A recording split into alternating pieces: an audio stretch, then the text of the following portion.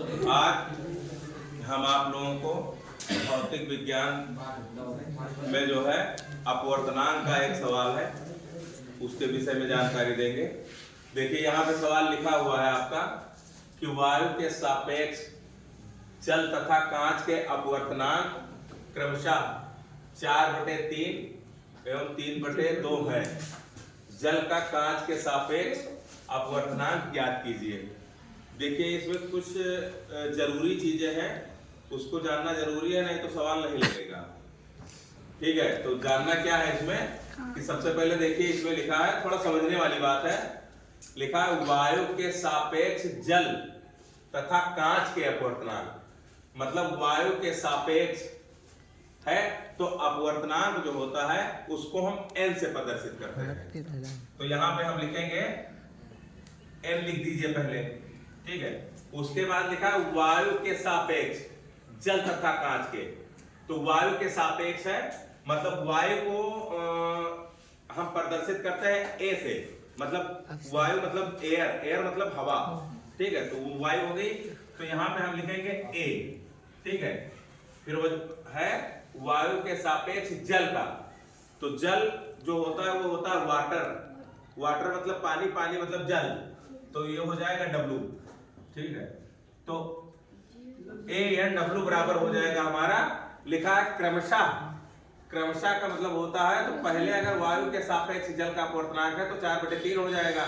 उसके बाद लिखा है वायु के सापेक्ष कांच का अपवर्तनांक, तो वो हो जाएगा 3/2। तो यहां हम लिखेंगे पहले 4/3। फिर लिखा है इसमें वायु के सापेक्ष कांच का अपवर्तनांक। तो वायु के सापेक्ष कांच का अपवर्तनांक है, तो वायु मतलब हमने बताया था एयर, एयर मतलब हवा, तो ए लिख दीजिए। अपवर्तनांक जो होता है उसको हम n से प्रदर्शित करते हैं, n हो गया। फिर लिखा है कांच मतलब वायु के सापेक्ष कांच का अपवर्तनांक। तो कांच को हम प्रदर्शित करते हैं G से। कांच मतलब ग्लास, ग्लास मतलब G। ठीक है, तो ANG हो जाएगा हमारा। ठीक है, तो ANG बराबर हो गया हमारा 3/2। ठीक है, 3/2।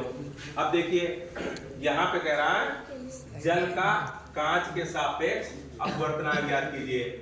देखो यहाँ पे था वायु के सापेक्ष जल का अपवर्तनांक, और यहाँ पे लिखा है जल का कांच के सापेक्ष अपवर्तनांक। तो कांच पहले आएगा, जल पीछे चला जाएगा। तो अपवर्तनांक को हम n से प्रदर्शित करते हैं, तो ये लिख दीजिए यहाँ पे।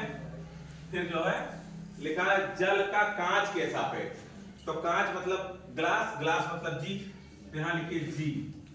ठीक है, और जल, जल मतलब हो गया वाटर, वाटर मतलब पानी, तो W बराबर हम लिखेंगे क्वेश्चन मार्क।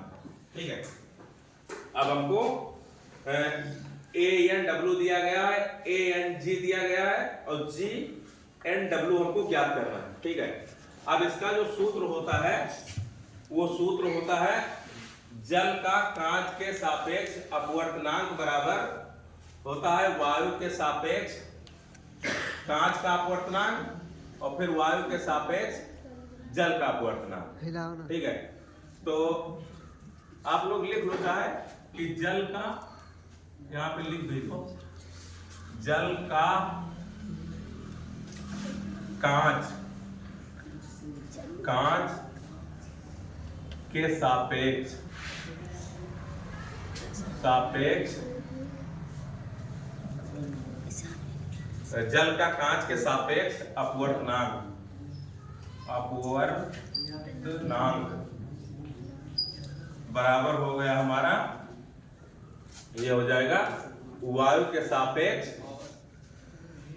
कांच का अपवर्तनांक, वायु के सापेक्ष जल का अपवर्तनांक। ये हो जाएगा वायु के सापेक्ष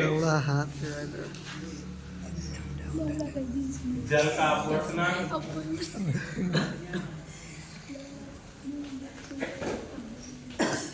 जल का अपवर्तनांक बटे हो जाएगा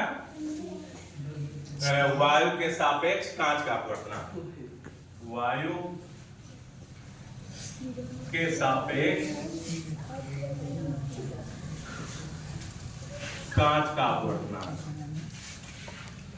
कांच का अपवर्तनांक।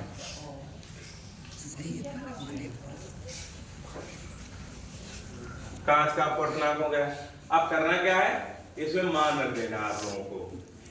मान कैसे रखना है, जैसे जल का कांच के सापेक्ष अपवर्तनांक ज्ञात करना है, तो पहले लिख दो Gn W बराबर हो जाएगा हमारा AnW,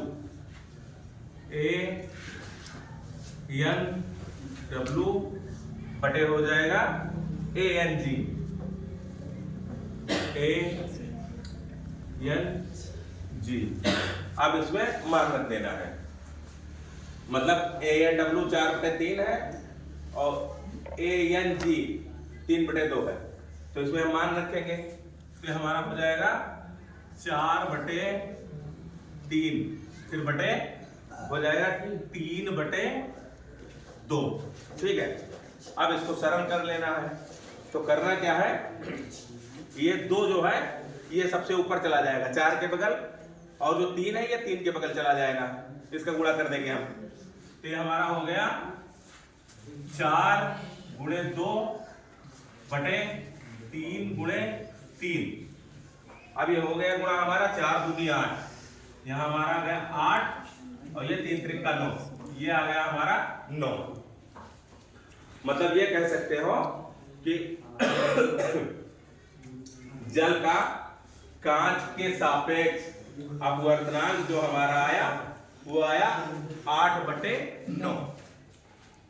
ठीक है, मतलब हमको ज्ञात करना था जल का कांच के सापेक्ष अपवर्तनांक, तो जल का कांच के सापेक्ष अपवर्तनांक निकल के हमारा आ गया मतलब 8/9।